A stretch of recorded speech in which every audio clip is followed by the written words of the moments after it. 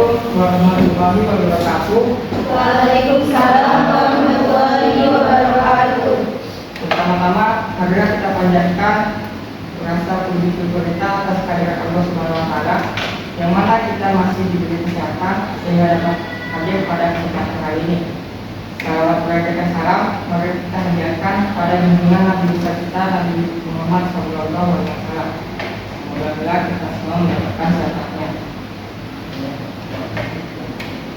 Berdirinya kami di sini, kami akan mempresentasikan hasil makalah kami yang berjudul penggunaan statistik dalam evaluasi kurikulum dan kebijakan pendidikan. Sebelumnya izinkan kami memperkenalkan diri. Perkenalkan, nama saya Muhammad Farhan Hidayat, selaku moderator, dan saya ditemani 4 rekan saya. Silakan. Saya Dinda Pratiwi sebagai materi. Saya Khairul Nisa sebagai pemateri. Saya Karisa Delia sebagai pemateri. Saya Syafitri sebagai penulis. Baik, selanjutnya akan dijelaskan oleh pemateri. Selanjutnya saya akan membahas materi tentang analisis kesalahan data UN. Yang pertama yaitu ada UN dianggap satu-satunya indikator mutu, yaitu hanya mengukur aspek akademik, bukan karakter atau soft skill. Yang kedua ada overgeneralisasi, yaitu hasil 1 tahun dianggap mewakili seluruh kualitas pendidikan. Yang ketiga mengabaikan konteks, yaitu faktor sosial, ekonomi, dan geografis tidak diperhitungkan. Yang keempat, statik penyesatan, yaitu data disajikan tanpa distribusi atau visualisasi yang tepat. Yang kelima yaitu instrumen tidak valid atau variabel, yaitu tidak diuji kelayakannya oleh alat ukur. Yang keenam, perbandingan tidak adil, yaitu membandingkan antara daerah tanpa mempertimbangkan ketimpangan sumber daya. Dan yang terakhir, penggunaan data yang salah, yaitu dijadikan dasar tunggal untuk kebijakan besar. Dan materi selanjutnya akan dibacakan rekan saya Khairul Nisa. Oke, saya akan membahas tentang strategi analisis perbaikan data UN. Yang ke-1 ialah tingkatkan literasi statistik melalui pelatihan untuk guru dan pengambilan kebijakan. Yang kedua, gunakan metode statistik tepat seperti uji T ANOVA atau regresi sesuai jenis data. Yang ketiga, pertimbangkan variabel kontekstual seperti indeks kemiskinan dan fasilitas sekolah. Yang keempat, hindari overinterpretasi gabungan UN dengan data asesmen lainnya. Yang kelima, perbaikan visualisasi data, gunakan grafik netral dan tampilkan distribusi nilai. Yang keenam, evaluasi instrumen UN secara berkala, gunakan teori respon butir atau IRT. Yang ketujuh, libatkan ahli statistik, bangun tim analisis independen untuk validasi data. Selanjutnya materi akan disampaikan oleh Adel.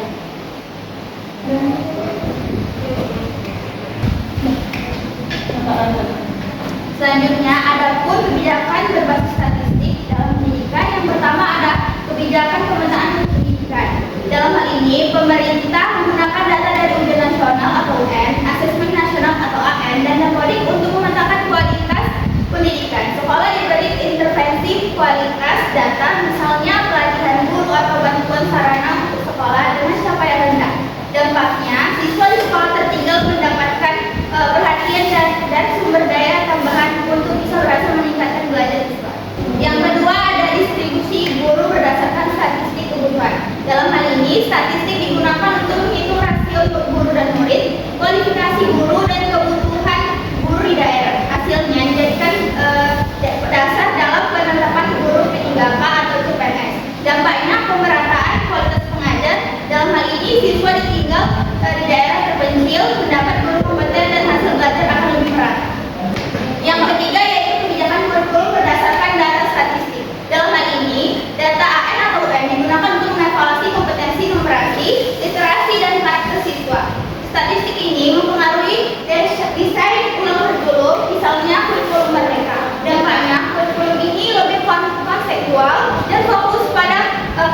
siswa agar proses belajar lebih efektif. Selanjutnya akan dijelaskan oleh Bu.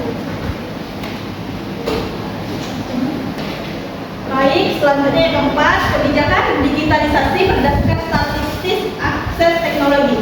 Dalam hal ini, data yang statistik digunakan untuk mengidentifikasi sekolah yang belum memiliki akses internet, listrik atau perangkat. Pemerintah mengirim bantuan Chromebook, internet, dan lain-lain berdasarkan data tersebut. Dampaknya, akses pembelajaran digital meningkatkan dan siswa dapat belajar lebih fleksibel dan mandiri. Digitalisasi berdasarkan statistik akses teknologi.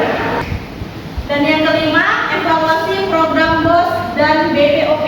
Berdasarkan statistik pendidikan, dalam hal ini, statistik digunakan untuk melihat dampak dana BOS, bantuan operasional sekolah, terhadap peningkatan kualitas belajar. Jika ada korelasi yang rendah antara penggunaan dana dan hasil belajar, kebijakan diubah. Dampaknya, dana digunakan lebih efektif untuk kebutuhan yang menunjang pembelajaran, dan hasilnya pembelajaran akan lebih meningkat. Dan yang keenam, statistik asesmen nasional atau AN. Kebijakan penguatan iklim sekolah, dalam hal ini, data survei lingkungan belajar digunakan untuk membuat kebijakan penguatan iklim sekolah yang inklusif dan aman. Dampaknya, lingkungan belajar yang positif meningkatkan motivasi dan konsentrasi siswa. Hasilnya, belajar akan lebih membaik. Baiklah, terima kasih.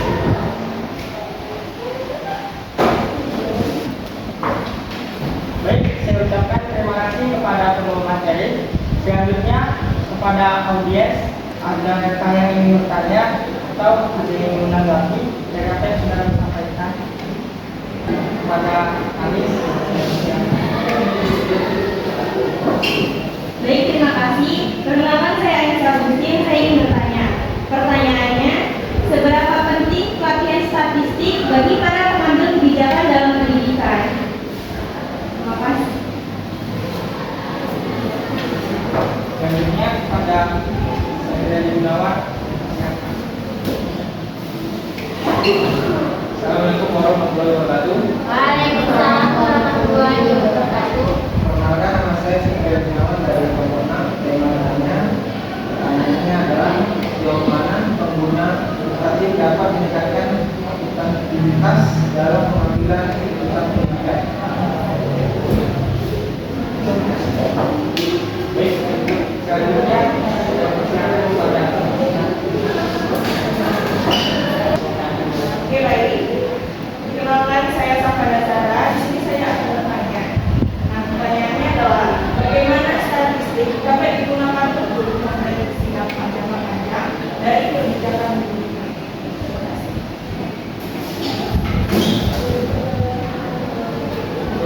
Baik, saya akan menjawab pertanyaan dari Gunawan. Pertanyaannya, sejauh mana penggunaan statistik dapat meningkatkan akuntabilitas dalam pengambilan keputusan pendidikan? Statistik membuat proses pengambilan keputusan lebih transparan dan berbasis bukti, sehingga kebijakan yang diambil lebih dapat dipertanggungjawabkan secara ilmiah dan publik. Bagaimana Gunawan atas jawabannya?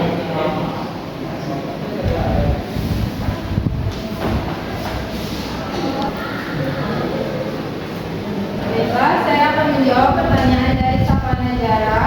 Bagaimana statistik dapat digunakan untuk memprediksi dampak jangka panjang dari kebijakan pendidikan?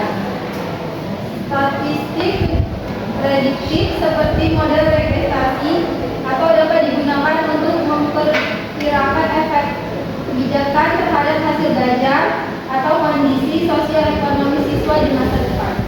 Bagaimana Safana, jawabannya dapat diterima?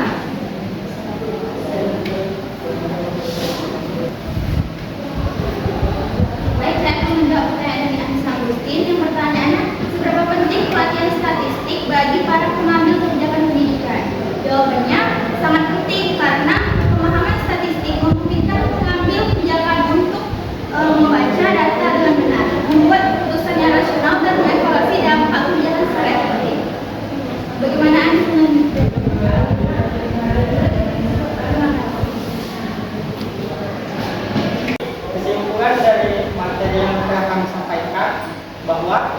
pendidikan statistik mempunyai suatu peran penting dalam menganalisis informasi yang berkaitan dengan proses pembelajaran dan kebijakan pendidikan.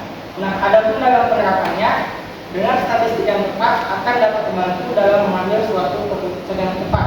Tak hanya itu, juga dapat membantu dalam mengevaluasi efektivitas suatu metode pengajaran dan program pembelajaran.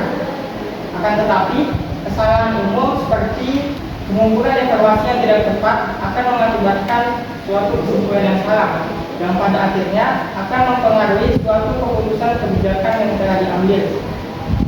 Nah, selanjutnya, pentingnya pendidikan statistik bagi seorang guru juga perlu ditekankan sebagai langkah dalam meningkatkan kemampuan mereka untuk menganalisis informasi secara efektif, sehingga mereka dapat menerima informasi yang objektif dan tepat dalam mengambil suatu keputusan.